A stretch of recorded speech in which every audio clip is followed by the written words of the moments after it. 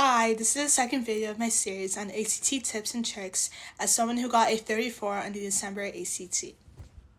This video will be going over tips and tricks for the ACT math. The first tip I would give you is to know your equations. The ACT doesn't give you a list of equations to use when you're taking the test, so it's your responsibility to know the equations to use on each of the questions.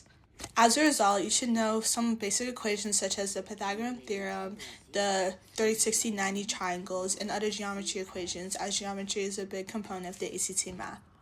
You can find a plethora of the math equations that you'll see on the ACT math if you just search it up online. In doing so, you'll be able to better equip yourself for when you're taking the test. A second tip I would give you is manage your time correctly. On the ACT math, it goes from easy to hard, and at around the halfway mark, that's when the harder questions start to appear more on the test. As a result, my rule of thumb is to try to get through the easy half of the test as fast as you can so that you can save more time for the harder questions at the end.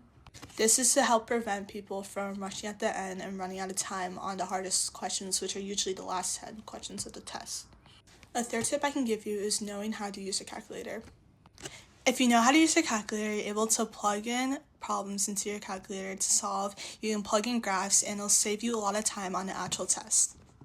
And the last thing I'll say is practice, practice, practice. The ACT book on Amazon, as well as using practice tests, are great resources to get more accustomed to the type of questions that you will see on the ACT math, as the ACT is very redundant in the type of questions that they give students on each test. Please make sure to save this video for the next time you have the ACT test, and on the next video, I'll be explaining tips and tricks for the ACT reading. Bye.